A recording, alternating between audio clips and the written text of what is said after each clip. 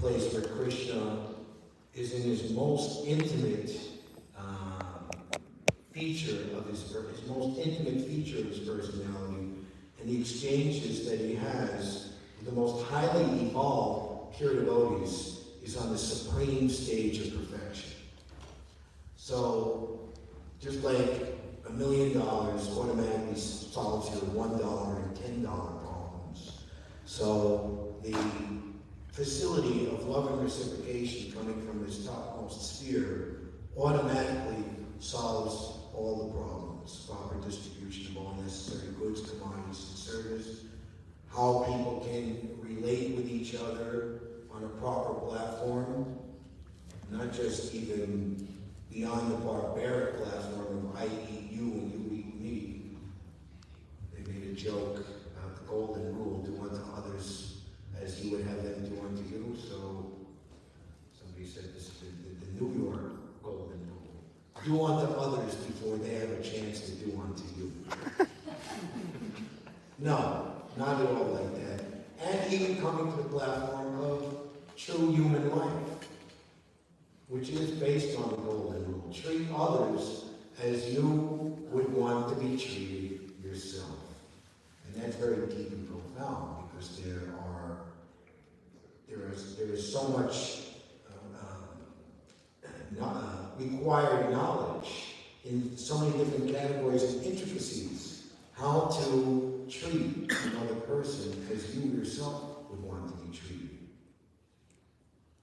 The basic foundation is that we're all equal in the eyes of Krishna. What's happiness, and a litmus test is given. What's happiness for me will be happiness for you. What is distressful to me will be distressful to you.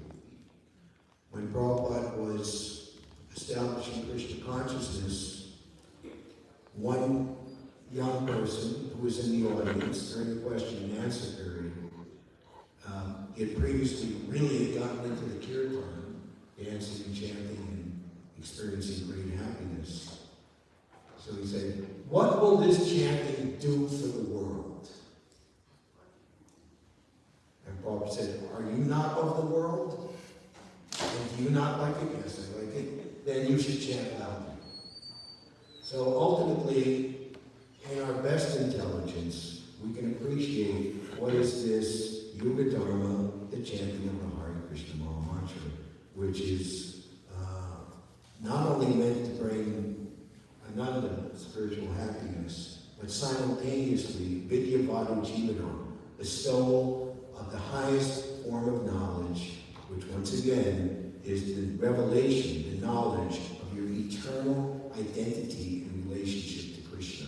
That knowledge automatically solves the four main problems that everyone all over the world, no matter rich or poor, high or low, educated or whatever so-called perception we can look at each other on based on material calculation, whether you're in a $100 million penthouse on Central Park, or you're living in the subway, repeated birth, death, disease, and old age.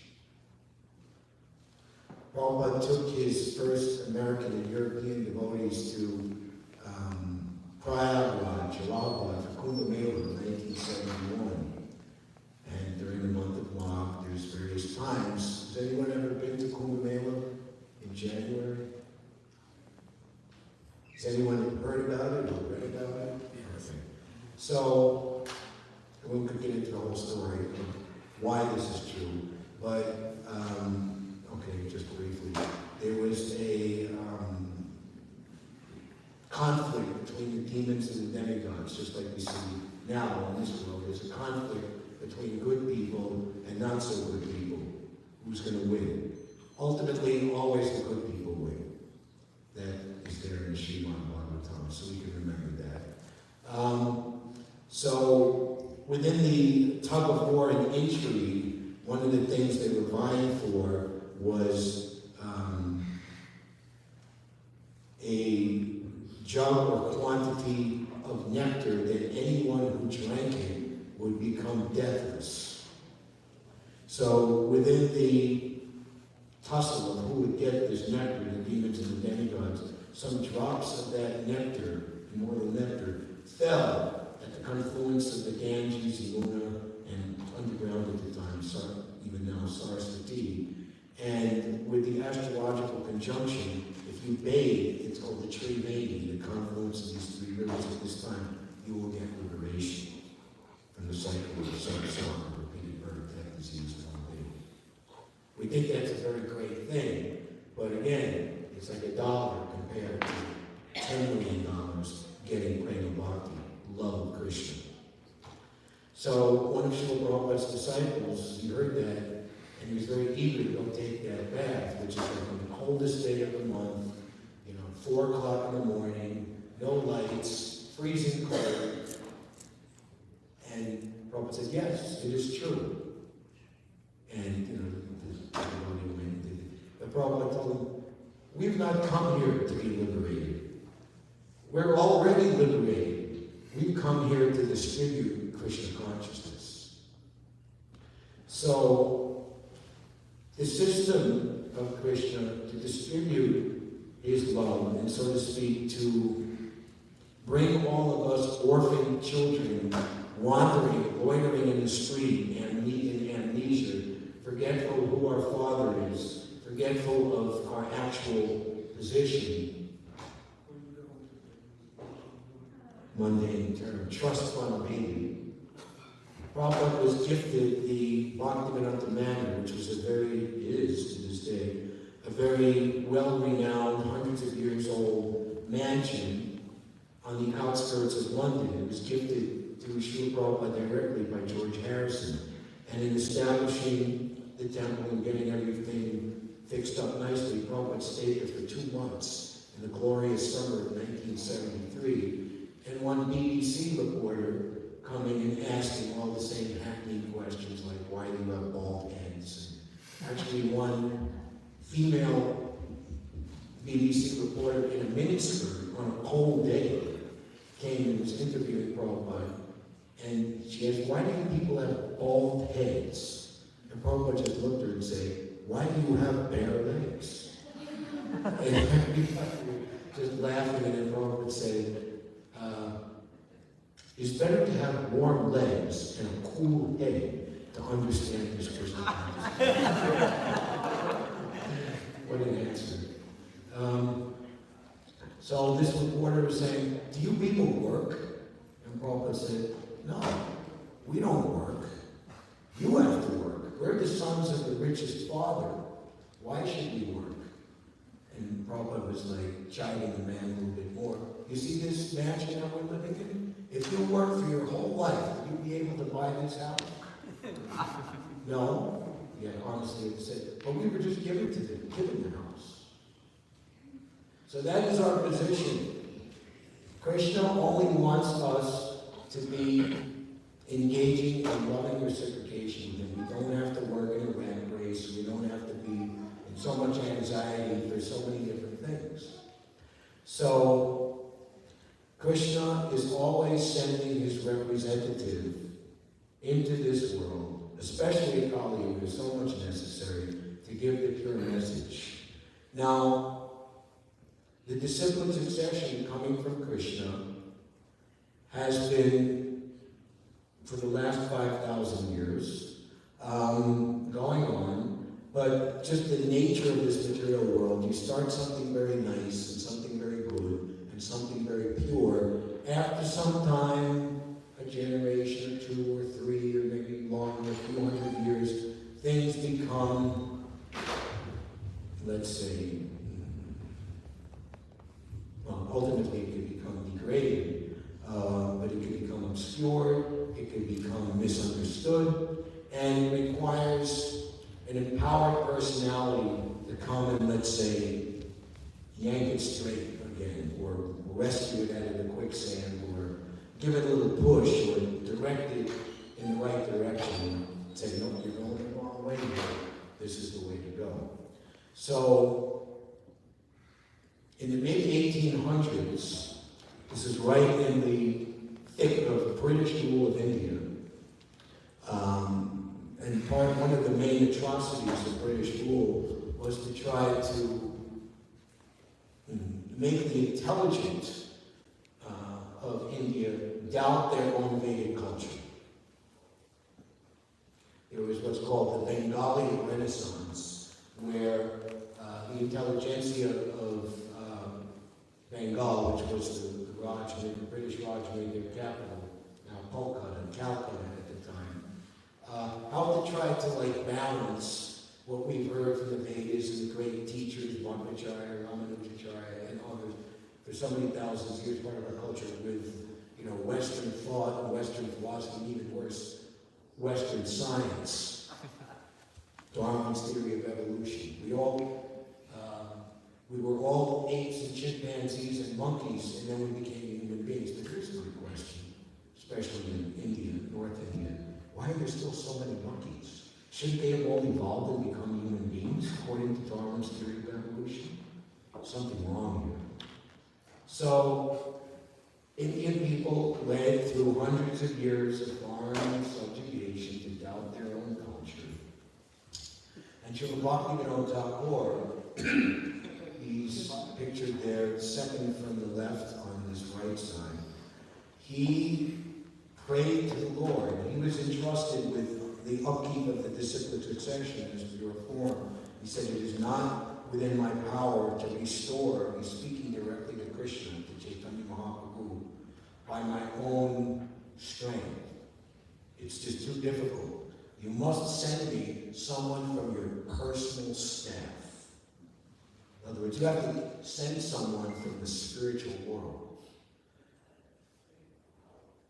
We see that the Krishna consciousness movement is distributing this knowledge to everyone, and all of us are, coming from various situations and conditions of, it's almost like we're being rescued out of the water, like the Titanic sank and the Carpathia came and rescued everybody who was alive and pulled them out. It had to be like you have to get detoxed or, rescued from a prisoner of war camp, something like that. We have to give up, we have to free ourselves from the conditioning in this material world.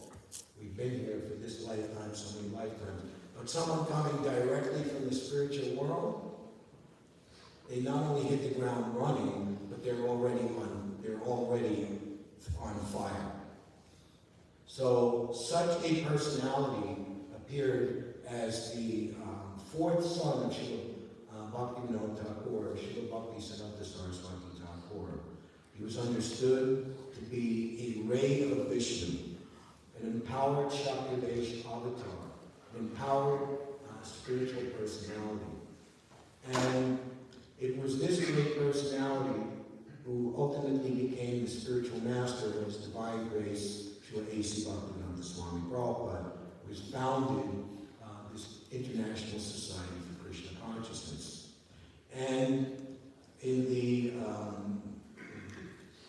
talks and speeches and written word of His Divine Grace, Srila Prabhupada, he gives all credit to his spiritual master, who ultimately gave him the order to spread Krishna consciousness in the English-speaking world, as Srila was just saying, in 1922, when Srila Prabhupada was only 25 years old.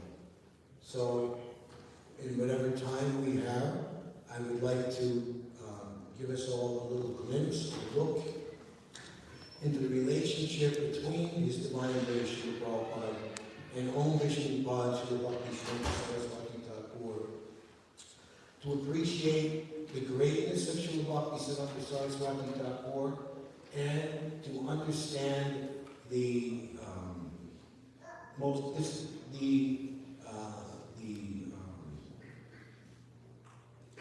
looking and viewing and studying Srila Prabhupada's discipleship to his spiritual master is the greatest example of a spiritual master and a disciple, and reveals to us, as I was saying in the beginning, the beauty of spiritual relationship, and what actually really is pure love, and what is actual dedication and devotion, and just how desirable it is for each and every one of us.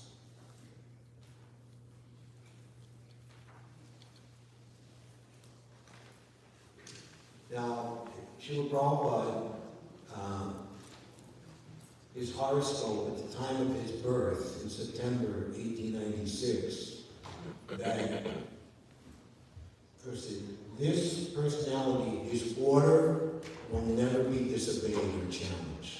So Srila Prabhupada is always the unspoken leader of his group. So all of his friends, they would not accept anything or accept anyone or involve themselves that would, any type of risk on any level unless their friend, Srila Prabhupada was known as Abhay Charan at the time, gave his approval. So one of his friends, Narendranath Malik, had met Srila Bhaktisiddhanta in 1922. He established his main temple in Calcutta. And Srila Prabhupada was living in Calcutta. And he had urged his friend Abhay Charan, Srila Prabhupada, you must meet this Srila Bhaktisiddhanta Saraswati Thakur. He is very extraordinary. Now, Srila Prabhupada's father, Mohan Day, was a very, very pious and religious man, and he would invite who he considered to be sadhus. He was very liberal. Anyone wearing the saffron dress he considered to be a sadhu. Now, the problem is, even to date, that many beggars or low-class people say, oh, well, I can make a living, and I don't have to work, I can be a lazy person, I can just present myself, not just as a beggar, but I can present myself by dressing as a saintly person, and I can exploit the sentiment of the people. So, Srila Prabhupada's father, through his childhood, would invite many of these men, sometimes as many as 4 a day would come for meals. And then Prabhupada would see that after taking their meals and putting on the pretense of being a saintly person, they would go out and have illicit relationship with women and be smoking marijuana and opium. And he was like, I've seen all these sadhus. I don't need to meet another one. But his friend was insistent, no, this person is different. You would have to meet him. And it was like an argument. And finally, his friend had to take him by the arm and drag him physically. And then with that he relented, and they went to the temple, the Gaudiya month of Srila Bhaktisiddhanta, which was in a rented house in the Uttadangi section of Calcutta. Those of you who might be from there might know where it is. Actually, just recently, the original house and compound was acquired by ISKCON, and they had a grand opening ceremony. They kept everything, renovated everything just as it was 100 years ago. And this meeting place is a very important meeting. 2 great personalities.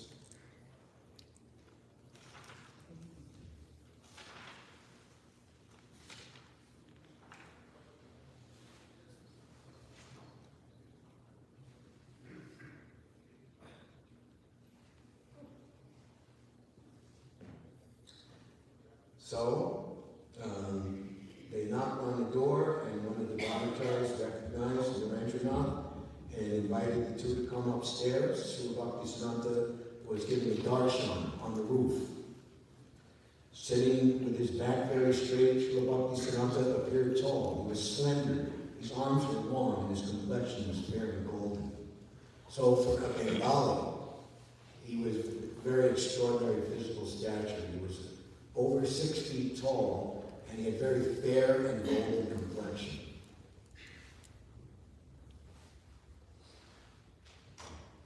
He wore round bifocals and simple frames. His nose was sharp, his forehead broad, and his expression was very scholarly, yet not at all timid. So this painting, we performed Vyasa Puja for Srila Bhaktisiddhanta. This is a very, very good rendition of original photograph of Srila Bhaktisiddhanta Saraswati. So you can see his extraordinary appearance in the painting.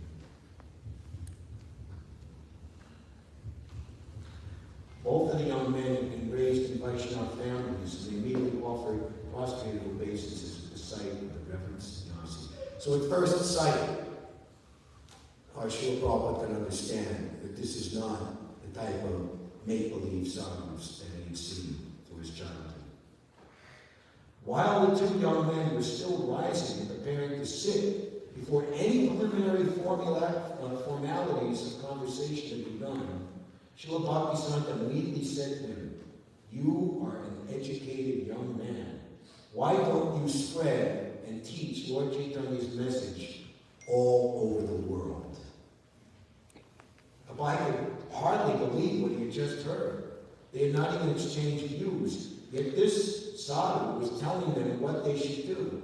Sitting face to face with Srila Bhaktisiddhanta Saraswati, Abhay was gathering his wits and trying to gain a comprehensive impression. But this person had already told him to become a preacher and go all over the world. That is an actual self-realized person. He can immediately understand who you really are and what is your fullest potential. Many of Srila Prabhupada's first disciples, just upon receiving the glance of Srila Prabhupada on their first meeting, felt he knows me. Not just who I am in this world and what I've done in this life, but my ultimate position. It was such a good feeling. And so many would say, this meeting, just that being able to have Srila Prabhupada notice me, just look at me, it was very clear that this is the first time in my entire life that I had ever truly been loved.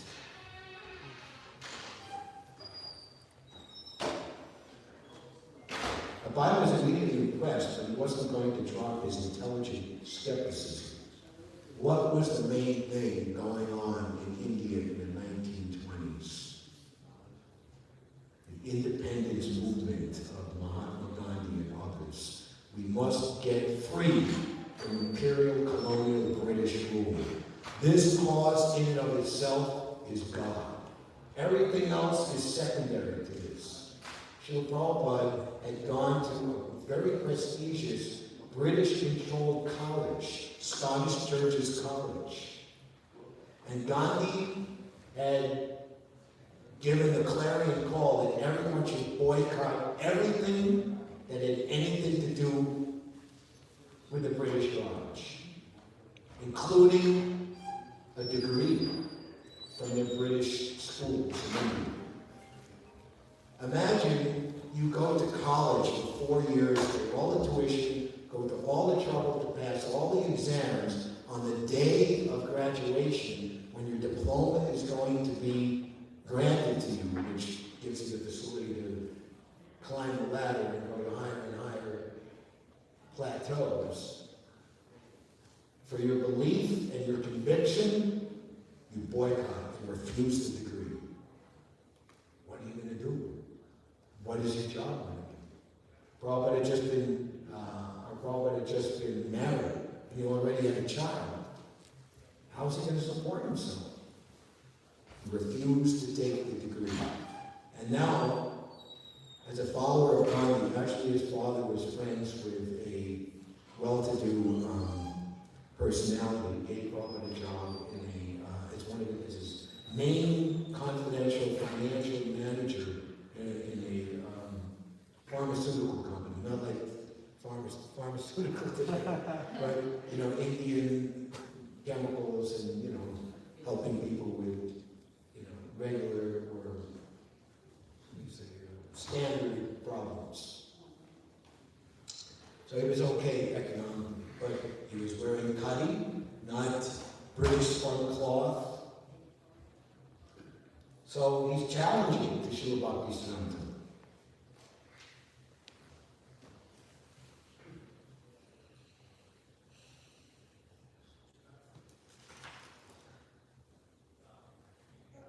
Who will hear your Chaitanya's message?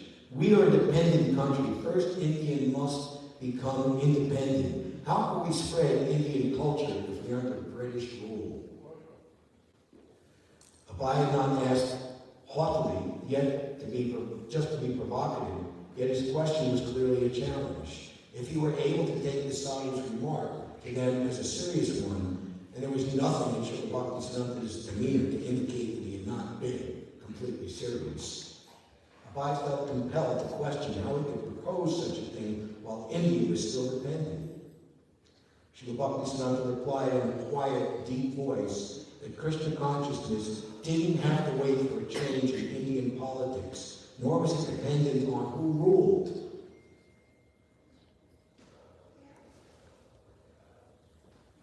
Krishna consciousness was so important, so exclusively important, that it could not wait. Abai was struck by his boldness. How could he say such a thing? The whole world of India, beyond this little Uttadanga rooftop, was in turmoil and seemed to support what Abai had said. Many famous leaders of Bengal, many saints, even Gandhi himself, men who were educated and spiritually minded, all might very well have asked this same question, challenging this sovereign's relevancy. And yet he was dismissing everyone and everything as if they were of no consequence. Srila Bhaktisiddhanta continued, whether one power or another ruled was a temporary situation, but the eternal reality is Krishna consciousness, and the real self is the spirit soul. No man-made political system, therefore, could actually help humanity. This was the verdict of the Vedic scriptures and the line of spiritual teachers. Although everyone is an eternal servant of the Lord, when one takes himself to be the temporary body and regards the nation of his birth as worshipful, he comes under illusion. The leaders and followers of the world's political movements, including the movement for Swaraj, were simply cultivating this illusion. Real welfare work, whether individual, social, or political, should help prepare a person for his next life to help him reestablish his eternal relationship.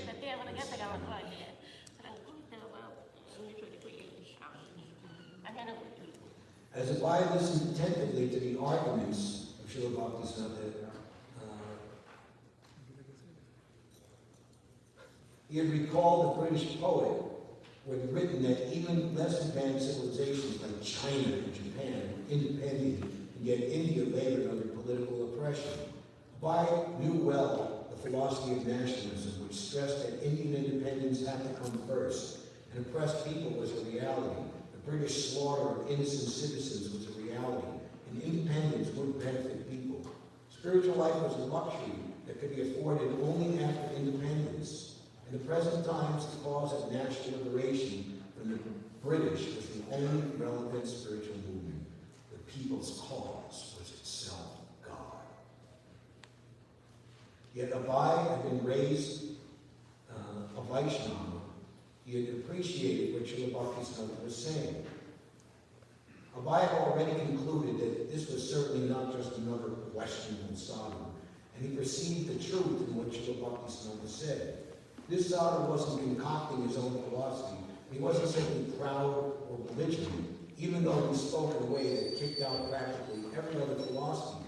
He was speaking the eternal teachings of Vedic literature and the sages, and Abai loved to hear it. Speaking in English and sometimes in Bengali, quoting Sanskrit verses, he spoke of Sri Krishna as the highest Vedic authority. In the Bhagavad Gita, Krishna declared that a person should give up whatever duty he considers religious and surrender unto him. And the Srimad Bhagavatam confirmed the same thing. The people were now faithless, said Srila Bhaktisiddhanta, and therefore they no longer believed that devotional service could remove all anomalies, even on the political scene. He went on to criticize anyone who was ignorant of the soul and yet claimed to be a leader. He even cited names of contemporary leaders and pointed out their failures. And he emphasized the urgent need to render the highest good to humanity by educating people about the eternal soul and the soul's relation to Krishna and devotional service.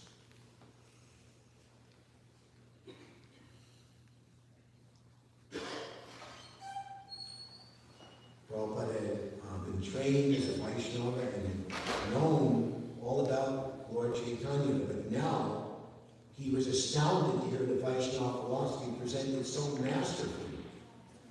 Like we're brought up in a devotional atmosphere, quote-unquote, Hindu sometimes Hinduism is misnomer, but when we actually meet the self-realized spiritual master who really understands with complete faith and can defend against all other conclusions that devotional service to Krishna is the panacea to solve all problems, then, it brings us out of the realm of, sentiment. Sometimes I meet people from India and say, oh, this is my religion. This is not just your religion. This is the perfection of life and is the answer to everyone's problems. So Lord Chaitanya actually said that taking birth in India, the home of the Vedas, and the place where Krishna and all his avatars and incarnations and all saintly persons prefer to appear and live, is the greatest privilege. But along with privilege comes great responsibility. To those who have been given much, much is expected. So Lord Chaitanya said, it is the duty of every Indian by their words and deeds and wealth and all facility to spread this knowledge all over the world.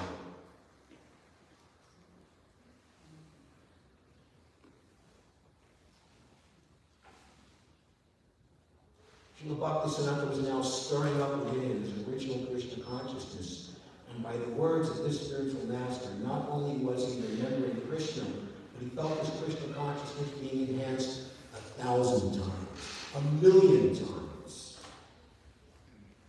What had been unspoken in Abhi's boyhood, what had been vague, and he went on pilgrimage to Jagannath Puri and wasn't so impressed. That's a whole story in and of itself. When he had been distracted from the college, when he had been protected in by his father, now surged forth within Abhi in responsive feelings, and he wanted to keep it. He felt himself defeated.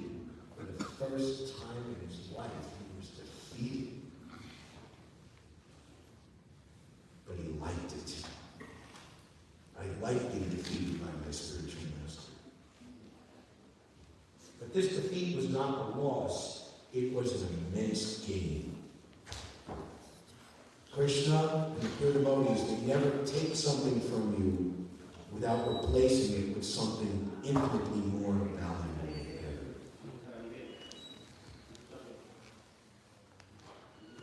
I was from a Vaishnava family, and of course I could appreciate what he was saying. Of course he was speaking to everyone, and he found something in me. And I was convinced about his argument and mode of presentation. I was so much struck with wonder. I can understand it. Here's the proper person who can give a real religious ideal. So it was late, and Abhi with his friend, they left. They were shown to the door. They were given some prasada. So his friends, so what do you think? He's wonderful, replied Abhi.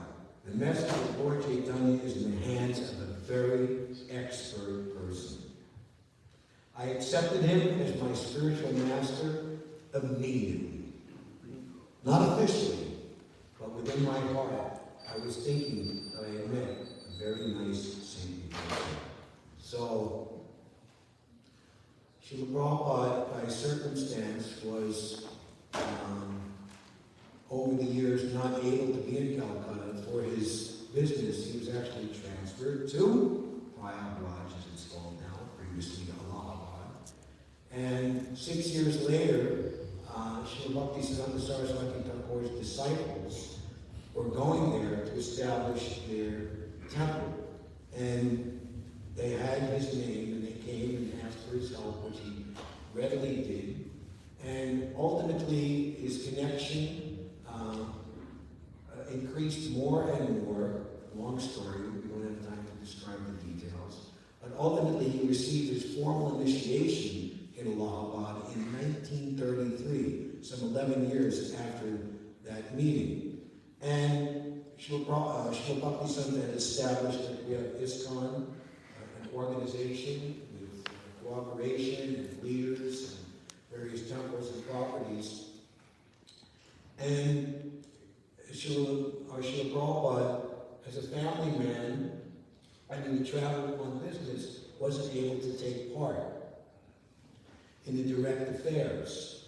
And during those years, he felt some lamentation or some inferiority because of that. But his spiritual master assured him and even stated publicly to everyone else in the organization, it is better that he stays separate. In due course of time, he will do everything himself. You do not have to recommend him. And ultimately, Srila Bhaktisiddhanta Saraswati Thakur, and we're observing this today, departed this world on December 31st, 1936. And one of the reasons, he was only 62 years and 10 months old, or 62 years, 10 months present in this world.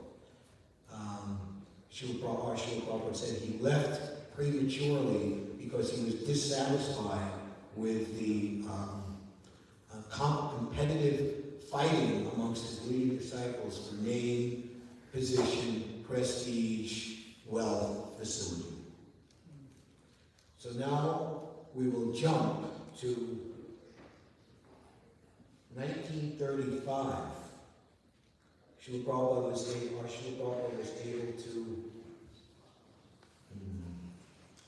get away from business to join Srila Bhaktisiddhanta, who was leading a month-long prikram of Mathura Vrindavan, holy places of Mathura and Vrindavan.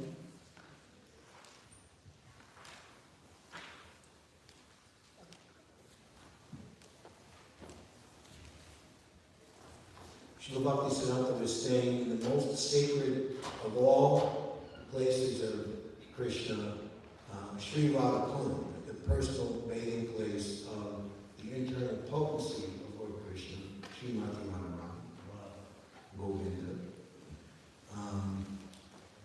Actually, there is a three-verse poem rendering in parallel to the Srila Prabhupada Lila Rita, written by the author Prabhupada Das Goswami, one of Srila Prabhupada's first disciples, born in New York in 1966.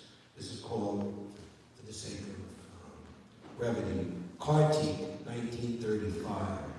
Radha Kund is a great intimate secret known only to the pure devotees, and one cannot expect to enter the mystery cheaply.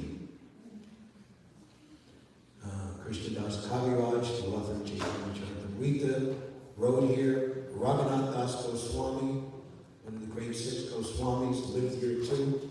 And another wonderful pastime happened here. In 1935, in the time of Kartik, Srila Bhaktisiddhanta Saraswati was at Radha Kund, speaking Krishna consciousness and relishing the holy place, as only a pure devotee can. And he was to become Srila Prabhupada, was also there to be with his spiritual master. Together they walked on the bank beneath long-hanging branches, and other disciples gathered. The sacred water was still, the blue sky streaked with white clouds, and the tall, stately guru was walking, but he was disturbed in mind. Members of the month, the temple, the organization, quarreling over possessing certain rooms in the temples. Quote, temples and devotees are for teaching ultimate unity and detachment from materialism, and this quarreling disturbed him. It showed in his face. There will be fire in the moth, he said. Dissension. He was disgusted. Better to take the marble from the walls and floors and print books, he said. Others nearby heard what he said. Then he turned to Abai, and Abai came close. He was already a great disciple, a writer, a preacher, a grihasta, and Srila Bhaktisiddhanta Saraswati knew him better than anyone, knew what great work he would do, and said gravely to him, if you ever get money, print books. Others also heard these words, but they were meant for Abai, and he took them personally. Later it would come forth in a torrent of mercy. Because he took it in complete faith, his order for life. And from that instant, he took the work and readied himself not to fight for temples, but to print and distribute books. And later it would come forth as a torrent of mercy. No need of trumpet sounding or thousands of angels saying, yes, yes. Or an unembodied voice from the sky, an omen. But the order was received by the most sincere soul. Later he would say, he had followed that order blindly, and knowing what it would bring. From that Radha Kund exchange, we are all today in Krishna consciousness. This was written in 1981, so the number is much greater now. And 65 million people have Krishna's books in all the languages as a result of that Radha Kund exchange. Prabhupada has given Krishna consciousness to each person in his own language, and they're all becoming devotees. So we're almost out of time. Let us read.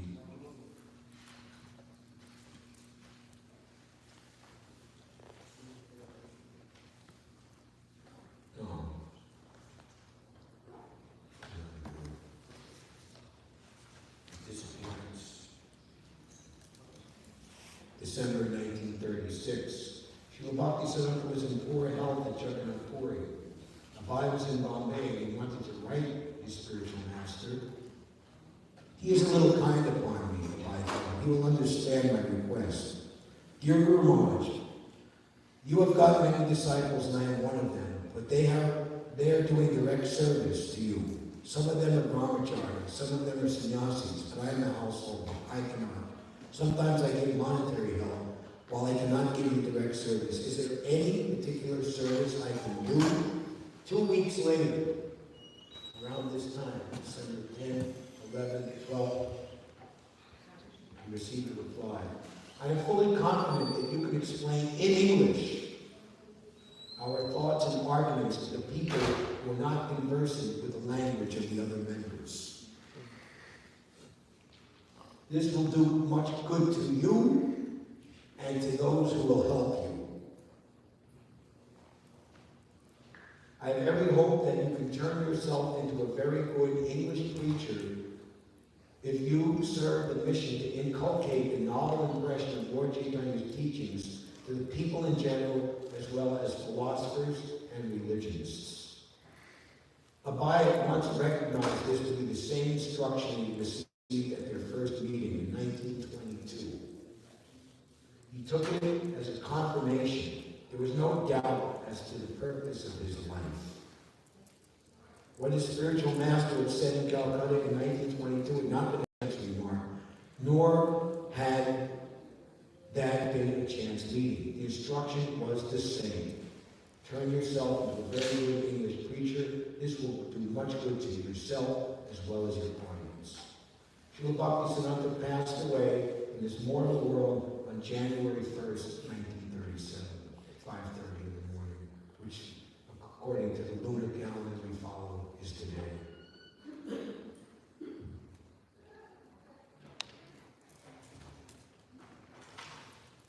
Very soon, Srila Prabhupada received the news, and the immediate response was to cry with grief.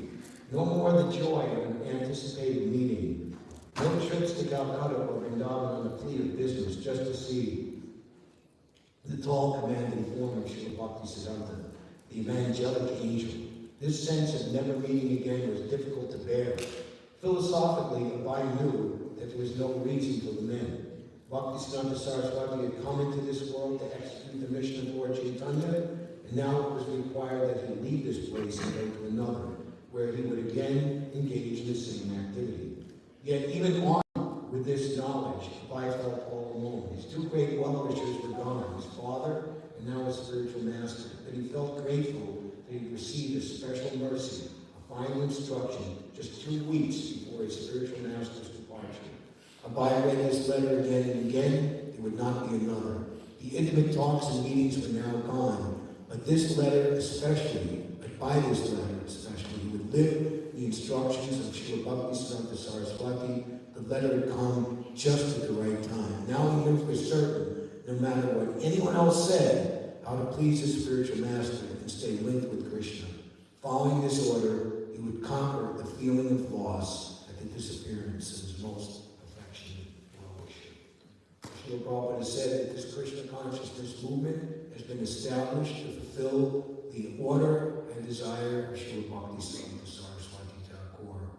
So, the movement of pure devotees all over the world is meant for those of saintly pure heart, compassionate heart, who want to do not only what's best for oneself, but the best for others. Not just human beings, but all living entities. That is the real inner core and heart of Krishna conscious society of devotees of the Lord.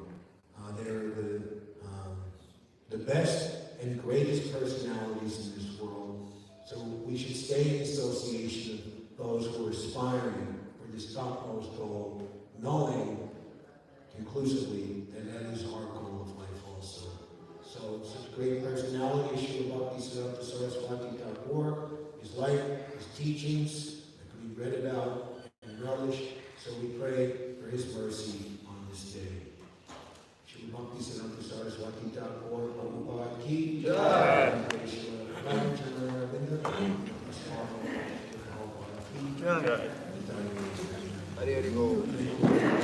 His Grace Rama Prabhu ki jai.